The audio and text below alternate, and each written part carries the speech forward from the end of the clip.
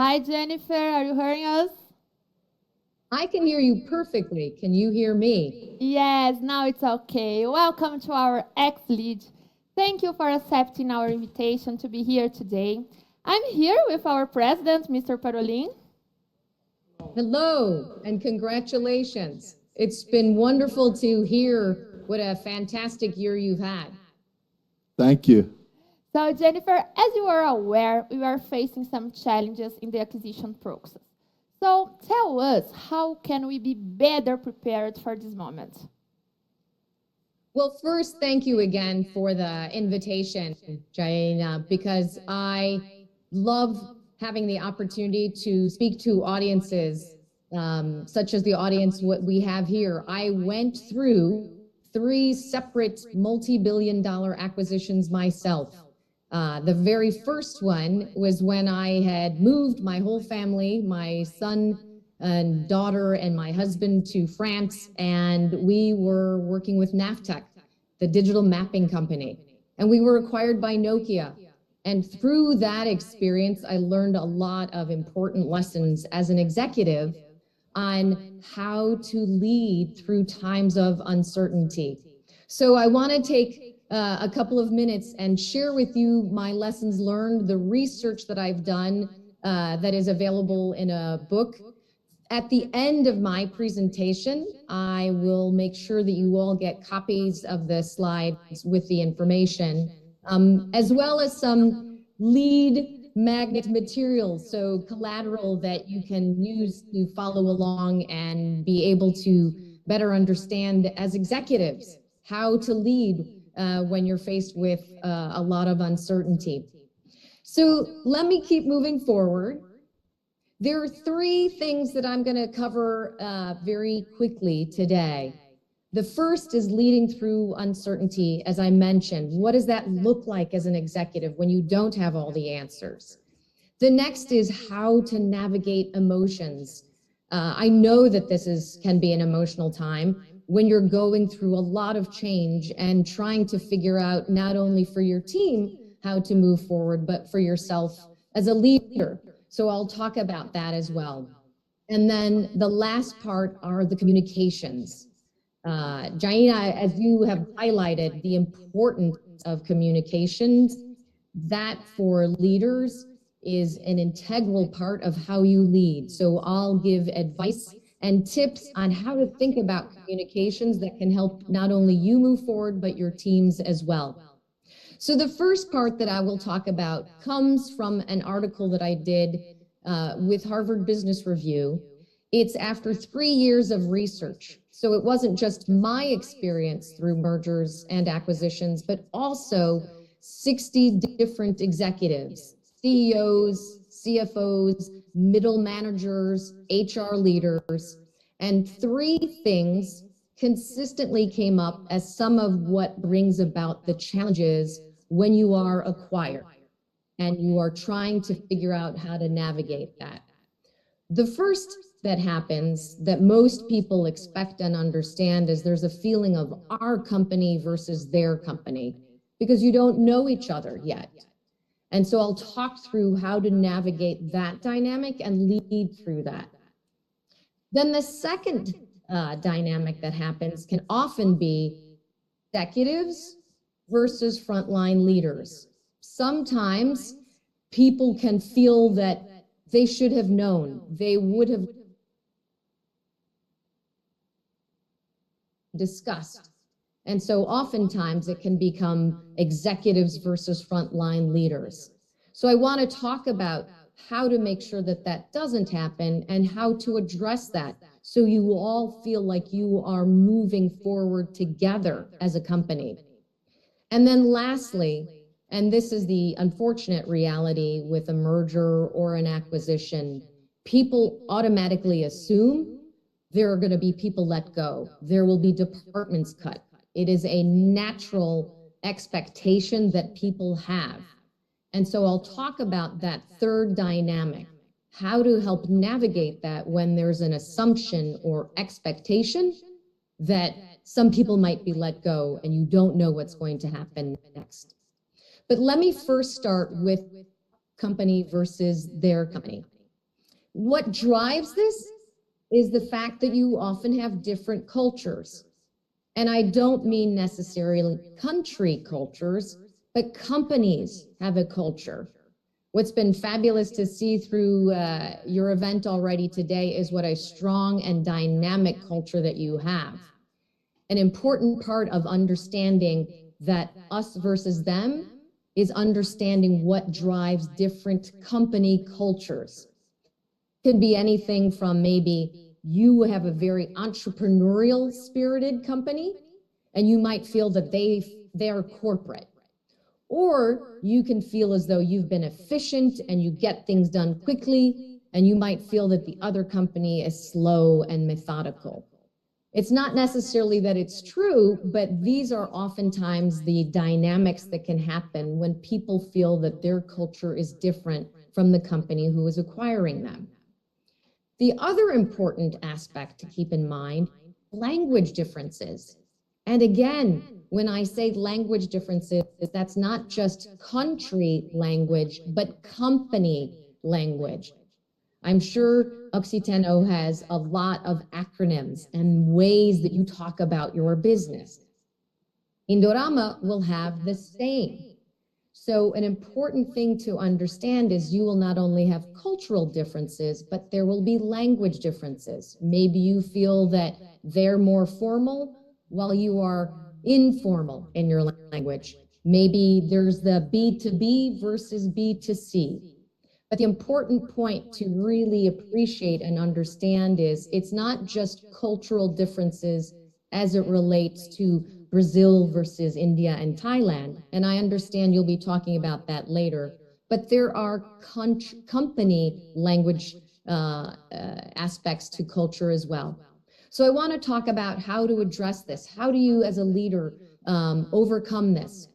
And I'll talk about this from two standpoints, from a mindset and from an approach. How to think about these cultural differences, and then also how to approach it as a leader.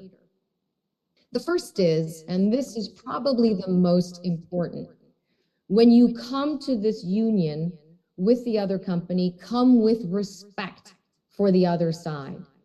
And when I've had opportunities to speak with leaders from both companies, I always emphasize the reality is both companies needed each other to succeed. You are equally important to the future of the company. When you come with respect for what they have to offer, they in turn will respect you. And that's absolutely critical for success. The next important point is learn each other's language and teach them your language. The best example I have of this is a company that I worked with. They had security officers, and they were providing security for buildings. They were acquired by a large cybersecurity firm. And the larger cybersecurity firm didn't always understand that this security firm liked to be called security officers, not guards. It's because a police officer had started the company. And the company that was acquired got irritated by the fact that they didn't appreciate, the cybersecurity firm didn't appreciate their language. And so what I said is you need to help teach them your language. Don't assume that they know how you talk about things, whether it's your products or your systems. Learn each other's language. And then next, pay attention to words. Think about when you have visited another country. You will see people show appreciation when you actually make an effort to speak the local language. The same goes for companies. Not only try to learn, but pay attention to the words that they use and show respect for that. So that's from a mindset standpoint, but how about from an approach standpoint? What can you do as a leader to help this us versus them feeling and make sure that it doesn't overwhelm your teams? The first is to tell the story of where you are going as a company. Paint a vision of the future and the role that both companies play, the value that you both bring to that vision. And then as leaders, help explain for your teams, not only at a high level what that vision is, but what the opportunity is for you as a team to contribute to that vision. The more you paint a picture of where the team is going and the company is going, the more people will invest in it. Next, don't make promises. Oftentimes, executives will feel because people are nervous and uncertain of the future, you might want to make promises. But there is uncertainty as things are being decided and discussed, and you don't want to have people disappointed because you may have made promises that then did not happen. Be upfront and truthful about what you know and what you don't know, and I'll talk in a little bit about communications and how to manage that. And then third, always ask what is best for the customer. Oftentimes, when it's our company versus their company, you can both feel you have the best practice. And I share another story, and this was with Navtech and Nokia, where the product director told me that they were having a very, very difficult time because both sides felt that they had the best practice and the best solution, until a junior member of the team said, wait a minute, what is best for the customer? How can we best serve our customers' needs? So always think about what's best for the customer and work back from there to create new best practices. Then the last point I would make on this is speak from a place of honesty, passion, and purpose. When you speak truthfully and openly, your teams will appreciate where you are going and will respect and trust you as a leader.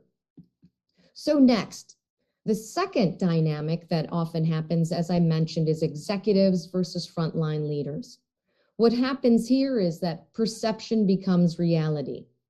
You think you are saying one thing, but what people perceive is what becomes real for them.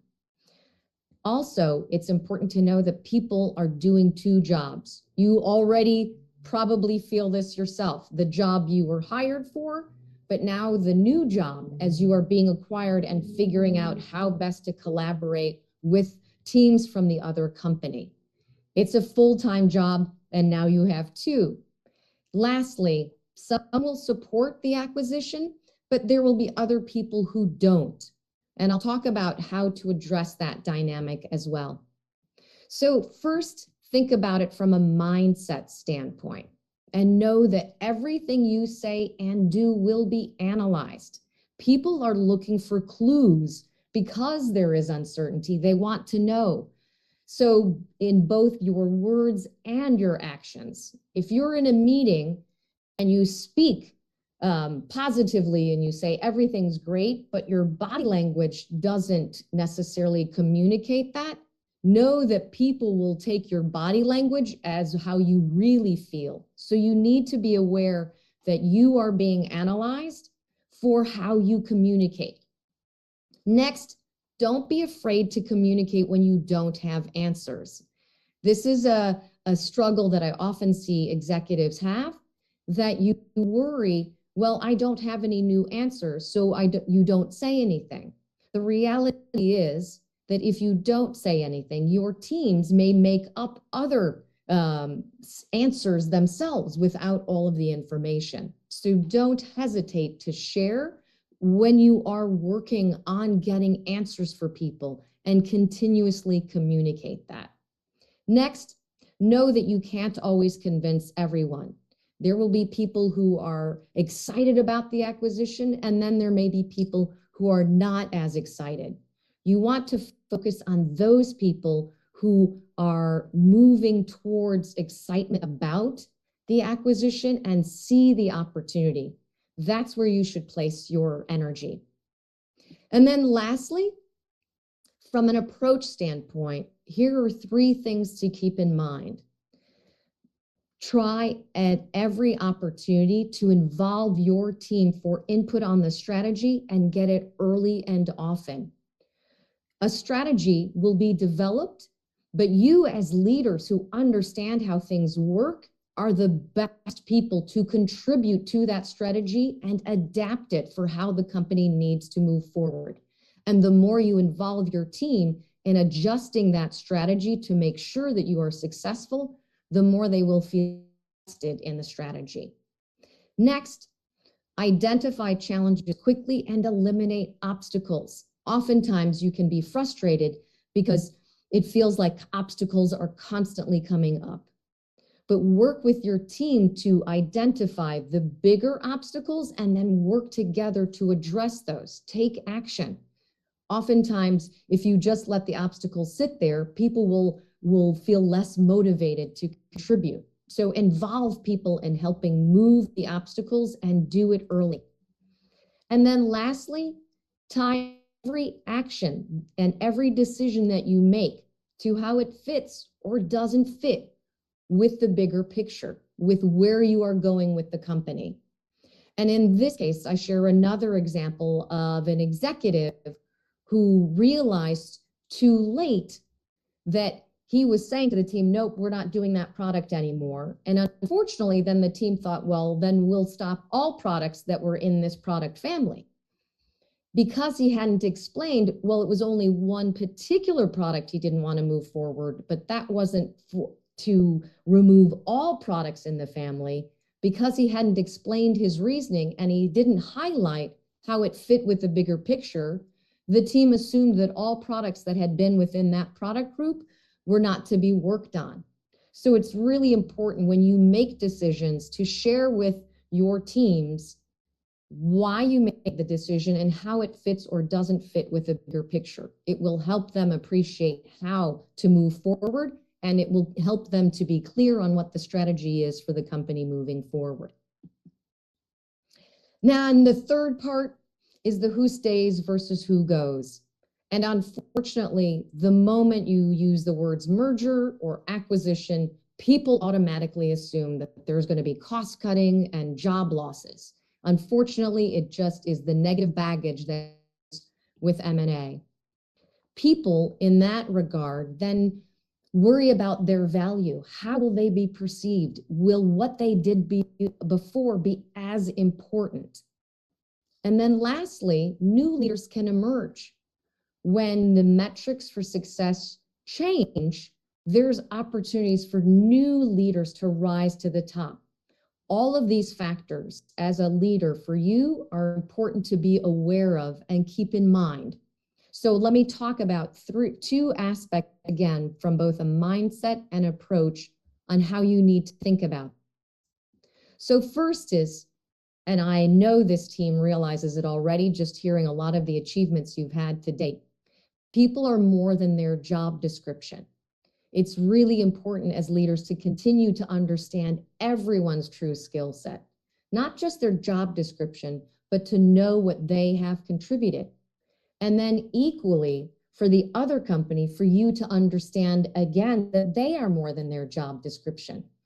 So to see beyond maybe what their title is and really take the time to get to know who you will be working with, who you will be collaborating with. Next, encourage people to talk.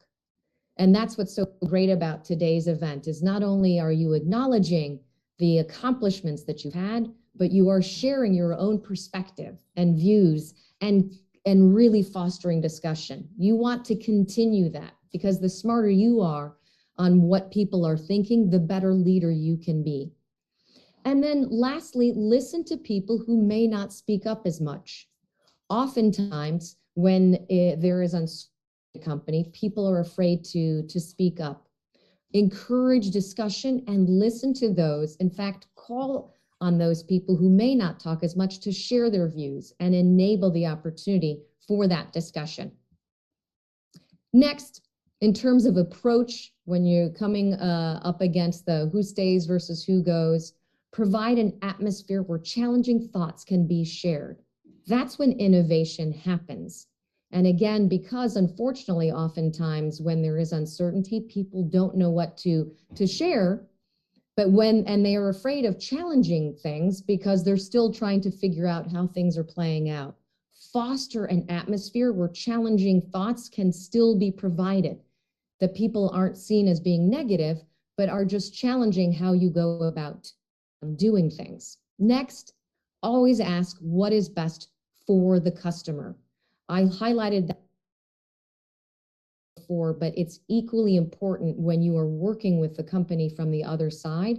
Helping find that common ground is critical, and it helps you understand the role that you both can play. And then third, how you treat people who do leave influences those who stay. It can happen that there will be people who leave as part of this acquisition. It's important to show graciousness in their exit, because as they leave, the perception for the people who remain will be treated. So it's equally important that you honor those people who are leaving. So this are the three aspects, the three dynamics that can emerge during a time of acquisition, and is to help you as leaders be smarter about not only how to think about it, the right mindset to have, but the approach as well.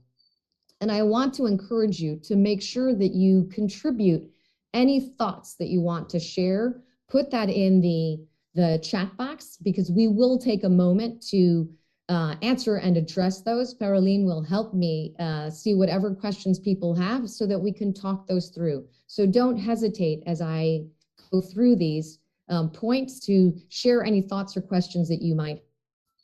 So the next aspect that I want to talk about is the emotional journey and how to navigate the emotions that can come with change. One of the key things that often is discussed during a time of acquisition is the change curve. You may have seen this already and potentially have already been through this kind of discussion in your own business transitions. Maybe you've seen a chart like this one, right? Where it talks about the change curve and it shows things going through almost stages and steps. Or maybe you've seen something like this, right? That talks about thinking about the past, thinking about the future. But again, it breaks it down into steps. What I learned through my own acquisition experiences is the change curve is absolutely a part of it, but companies can go through what are considered the stages of grief. And it is natural and normal because things have changed and you are uncertain about the future. And the stages of grief, there are 5 components to that. First is denial. And maybe you've already seen this, where people can't believe that the acquisition has happened. The next can be anger. Maybe you've seen this or experienced yourself. You don't know what's going to happen and you're not happy about the fact that things are changing. Then there can be bargaining. Maybe you're willing to accept the changes happening, but you want to hold on to the old way of doing things. Next, depression. There can be that moment where you worry, will the things I loved about the company before, will that still stay? Will that change? Without knowing, oftentimes you can have that period of depression. And lastly, there can be a moment of acceptance where you accept that change has happened and you see the opportunities ahead of you. The important part about this is to acknowledge that it can be a very emotional journey when you have been acquired, and there is no right way to go through it, and everyone gets through these stages at a different pace and a different rate. So you might wonder, well, what would employees be mourning? And this I can say from not only my experience, but the research that I did in speaking with grief counselors. 3 things happen, right, for employees when they're going through these stages of grief. One is you're mourning that certainty, the certainty of the role that you had, knowing what you were supposed to contribute, knowing your value. You can be mourning a potential fear that you're going to lose that. There's also the familiarity. You may be mourning the people who you worked with, maybe not knowing if you will continue to work with them or have the same boss. And lastly, and this can be the most prevalent, you can oftentimes feel that the future that you had anticipated, now that expected future may be gone and you don't know what that future will be. So you can mourn that as well. This is not to be negative, and it certainly is not to cast doubt, but it's more to acknowledge as leaders that you may see members of your team go through this. It's understandable. I can tell you, having not only done 3 years of research and having gone through my own separate acquisition experiences, but also with the consulting that I do, this consistently happens with all companies. There is nothing wrong with it. One of the things I encourage leaders to do is use music as a way to help people to talk and to bring out their feelings. I know from seeing that you had a band here during today's event that you are absolutely using music already, and I encourage you to use music. People feel open about where they are and how they're feeling. One of the things that I've done, and we'll make sure that you all have the link to it, is on Spotify, I've created a playlist, and it's called From Denial to Acceptance. And that is a playlist that provides songs for each of the 5 stages. Teams and leaders and their teams have used the music in the past to just open up a dialogue, to talk through how you might be feeling. And I encourage you to add, it's an open playlist, so please add any songs that you find help in that discussion to really open people up about music. What I have found music in particular is that it can help people process their feelings and move them toward a place of acceptance. And when you are dealing with uncertainty, music can be a fun, dynamic way to get people involved and invested. Lastly, a key point that I want to make about this emotional aspect of the journey is that people get to acceptance at different rates. Perhaps you may have experienced grief on a personal level, and so you know that everyone grieves differently. The same can happen with a company, particularly a company that you know and love and have invested your time in.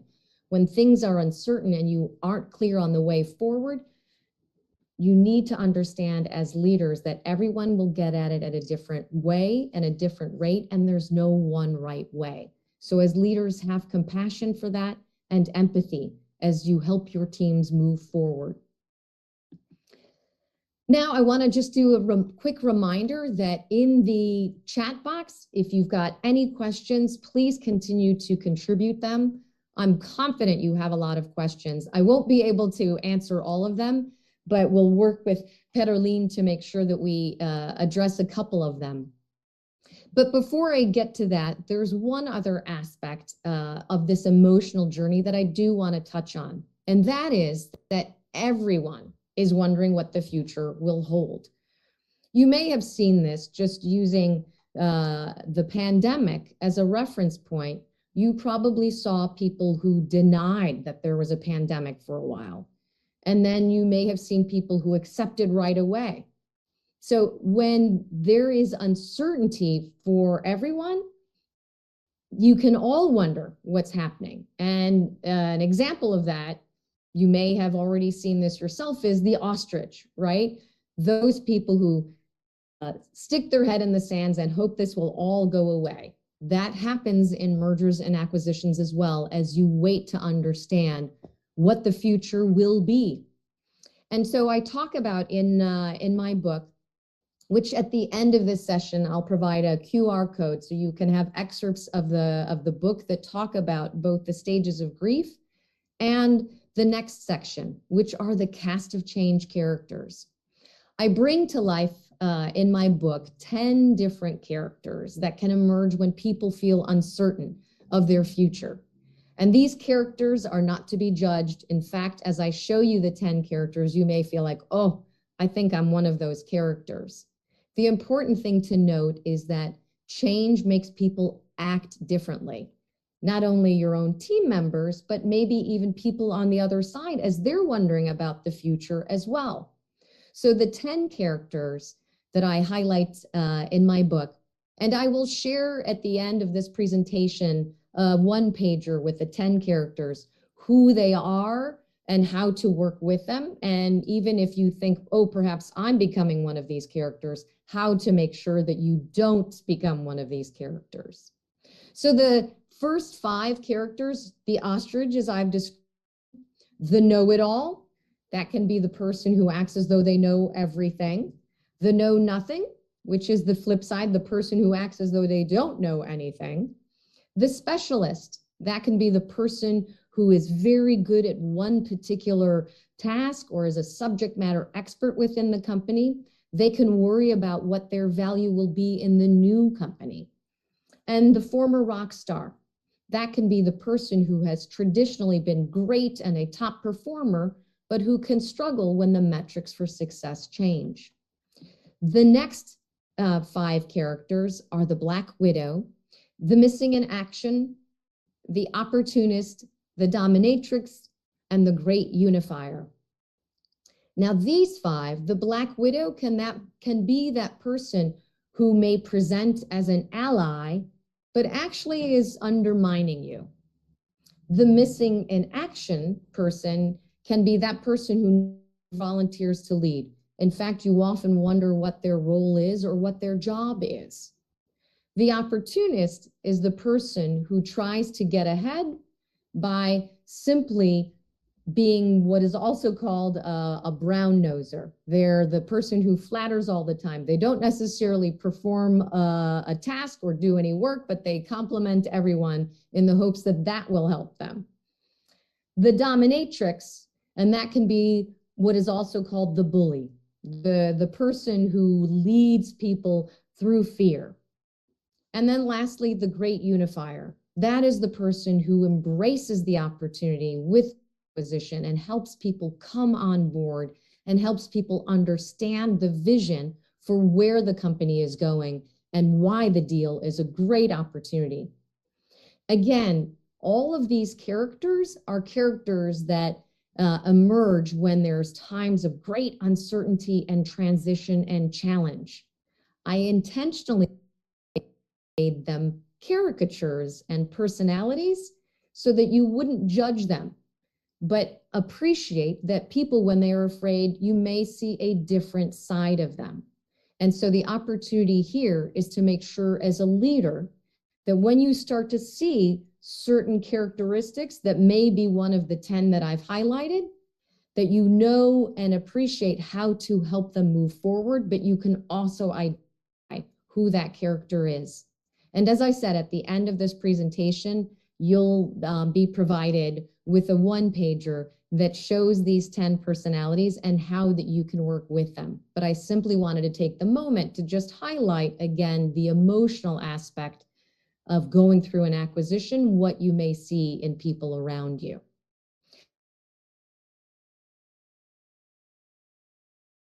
Of being acquired, there's 3 key points that I want to make now just to summarize this first half.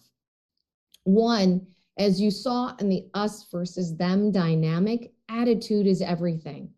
You want to have both a positive mindset and a positive approach. As leaders, people will look to you for cues of whether this is a good thing or not. The more you show a positive attitude, the more that they will embrace this as well. Secondly, as I've highlighted throughout, transitions are emotional. This, as a leader, requires a different toolkit in your leadership toolkit. And I'll talk in a moment about the communications aspect. But the most important aspect is to approach your team members with empathy. That is, understanding where they are coming from and how they might be feeling.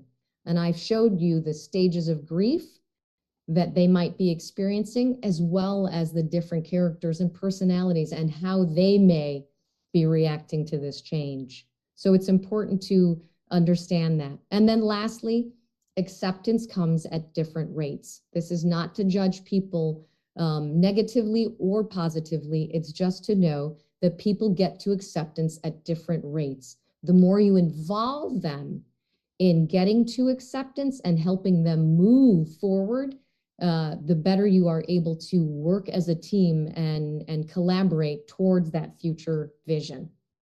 So I've talked through the upfront section. Now would love to take a moment and see if we've got any questions from the audience. So Parolin, I know you and Janaina have been monitoring to see if we've got any questions. So I want to make sure that we pause to see what questions we might have.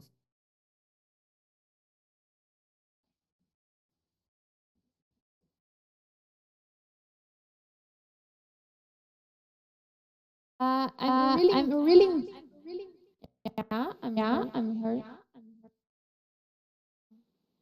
Retorno aqui. Now it's okay? It's okay. Thank you, Jennifer. I really enjoyed your presentation. I think that we receive a question here that connects with stage of grief that you told. I read this. How to deal with the people that are not excited with the acquisition? How are your tips? Yeah, and that's the difficult part. And what I always share with leaders is there will be those people who resist no matter what. And that can be exhausting for you as a leader. I always recommend focus on those people who are most open. Perhaps they haven't embraced it right away, but they are open to the possibilities. That's where you want to focus your energy as a leader. Because as those people who may be on the fence, as they begin to appreciate and see the opportunity with the acquisition, they then role model that behavior and can bring other people along with them. Because as leaders, your team may assume, oh, well, he or she's the leader. Of course, they're excited. But as they see other members of the team and to embrace and get excited about the acquisition as well, they can be powerful leaders and role models within not only your team, but within the organization. So I focus on those people who are in the middle.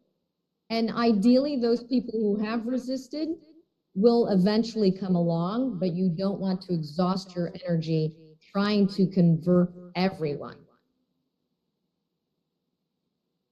Okay, thank you. Parolin, do you have any comments or questions? Yes. First of all, Jennifer, thank you very much. It was very interesting presentation. And one of the things that appeared to me at the first part mainly is that communication is obviously key to the whole process. I mean, perception becomes reality. And obviously, the way we communicate, how frequently and how transparent is the communication is key to the success of the process. I would like you to share, you mentioned some of the outcomes that come to our mind as we go through this kind of process. And typically they may look negative, but I know you went through 3 different processes of M&A, and I would like to know if you have positive outcomes to share with us about these transactions. Absolutely. And Parolin, the next part, I will talk specifically about the communications, how to do that communication and approach that. And where I've seen the positive outcomes is when both sides come to the union with respect for the other side, where you make that effort to understand each other's both culture, language.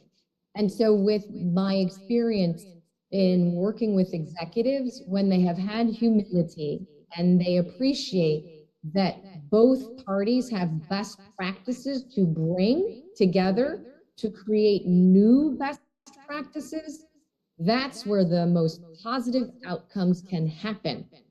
And so I highlight how to think about this as leaders so that you can have those positive outcomes, so that you may have the ability to create positive moments, not just for your team, but also for the company as you come together and begin to collaborate.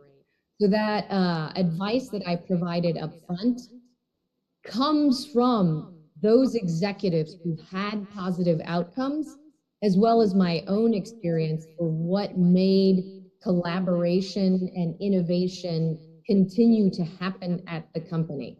It was having that dynamic and understanding how people are feeling in times of uncertainty and how to get to acceptance so that you can embrace that opportunity. Okay, thank you. And I have another question that is more related to the cultural side. We are being acquired by a company. I would call them a serial buyer, but they made many acquisitions over the last 20 years. And obviously, as you buy a new company, you have different cultures, and you don't change the culture overnight. So we are being acquired in a division that have existed only in the last 2 years. They bought an American company. The headquarters are in Thailand, but they bought an American company, and now they're buying a Brazilian company. So my perception is that we will be absorbed in a division that are in a cultural change process at this point. So did you have any kind of experience similar to that, in which you don't have a very consolidated culture, and all of a sudden another acquisition happens, on top of that, we are quite meaningful in this new division. I would say Oxiteno will represent about 35% of this division. So it's an important division. It will account for about 40% of the EBITDA of the new company. And on top of that, they are still in the process of being absorbed by the original mother company. So did you have any experience similar to that? I did. In fact, my very first acquisition experience, Navtech, was a digital map making company. We were the leading digital map. Now, maps are everywhere. They're in your car, they're on your phone. But when I was first working with Navtech, maps were still coming out, and we were acquired by Nokia in 2008. And the challenge that we had is that Navtech was very B2B and a US company, and Nokia was B2C and a Finnish company. And so we had both the dynamic of how Nokia, as a Finnish company, did their business, as well as how Navtech, an American company, did. And it's why I'm really glad you brought up the multiple levels of culture differences. It's why I made such a big point at the beginning. It's incredibly important to make the effort to try and learn each other's language. And when I say language, not that I expect people to learn how to speak Thai or Indian, or that you're teaching other people English. It's the language of your company. Perhaps the way you speak about products or processes is different than how they do. It's to take the time to educate them and share with them, particularly because you have a meaningful role as the company being acquired, to really help them understand how you talk about your products, how you even talk internally as members of teams. The more effort you make to really help people understand your culture, the greater opportunity there is to find that common ground and opportunities for collaboration. With serial acquirers, what I have often seen is people assume because they've done other acquisitions, they know what's best. And I will say, as the acquired company, you equally have a great opportunity to share with them your best practices, your culture, and the meaning of your culture, so that they can be smart on the value that you bring. So that was a success that I have seen. My own experience with Navtech and Nokia I feel that unfortunately, because we didn't try to learn each other's language, we weren't not as successful as we could have been, which is why I highlight from the research how important it is to help educate people on the culture as well. Great, thank you so much. Thank you. Thank you, Jennifer, for your great recommendations and tips. And what are your closing remarks at this moment? Yeah. I do have the communication piece, so I'll quickly go through these slides. Parolin did a great job of highlighting the importance of it, so I want to talk about that as just the last aspect. So I use this cartoon because I think it is a funny demonstration of all times what you say, and as executive, you think it's understood, that your employees hear something completely different. It's like cats and dogs. And so one of the things I highlight, some of the things that executives might say, what your workforce might hear. So for instance, this allows us to deliver more to our clients. Great, now it's going to take me longer to get anything done. The acknowledgement here is people may hear something negative, and you want to make sure that you are talking through with your teams, not just at a high level, but helping bring it down to their level so that you can communicate continuously and transparently, so they don't think you're just talking, you know, about the vision at 30,000 feet, but bringing the communication down to their level. And there are 3 ways that I talk about that. And I use the pandemic as again, a great reference point. You may have seen leaders who you thought did an excellent job through the pandemic of communicating how to move forward and to help people get through uncertainty. So key 3 things in those communications. And again, Parolin, I think, did a great job of highlighting the importance of communication. I say you need to make it a habit. Communicate openly. Share what you know and what you are working on answering. Help people understand that even if you don't have an answer, you are working to get it. Secondly, communicate plainly. Keep communication simple and straightforward. If you are always saying the same marketing terms that they've heard before, they won't believe you as much. Speak plainly with your teams and your colleagues. And then lastly, communicate continuously.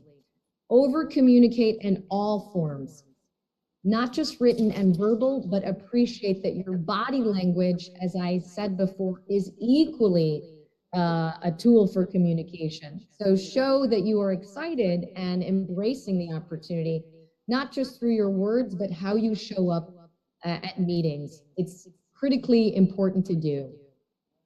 So I know we've gone through all the questions and answers, so I want to just highlight the last key points. It's an emotional journey. It's an individual journey. But change, more than anything, is an opportunity. You are, as Oxiteno, a meaningful acquisition for Indorama. It is an opportunity for both sides to really be successful moving forward in the place. So I highlight the things for you to think about as you move forward. Ask yourself, what are you working towards? Be clear on the vision, and then think about how you can help define a way forward for not only yourself, but your team. And then be conscious of what value you can contribute to the new vision. You are a meaningful acquisition and have a great opportunity to help educate Indorama on everything that you bring to the market. Always look for how you can contribute and educate. So that's it. Thank you again for having me. I wanted to show one last slide. It's just the QR code that I mentioned before. This provides a reference for anyone who's interested in the stages of grief and the different characters that I identify. It can often help you better understand the emotional aspect of the journey. And so I leave you with that, and then this one last thought. One key thing to remember is people want to feel valued, and that's both sides. You bring value, look to demonstrate that at every opportunity and remind your team of their value and how they can contribute it to this new opportunity. Thank you. Jennifer, thank you so much. It was quite exciting and nice to meet you and wish you all the best. Thank you, Thank you. Jennifer. Thank you It very was an much for having amazing me. presentation. Really, thank you. Thank you. Thank you. Bye, bye. Bom, Parolin, vamos continuar aqui com o nosso bloco, mas antes, a Jennifer falou que música ajuda a gente a passar por esse processo, né? É verdade. Então, a banda tem uma música agora para a gente em homenagem a Jennifer. Vamos lá, Homenagem banda. para Jennifer, vamos lá.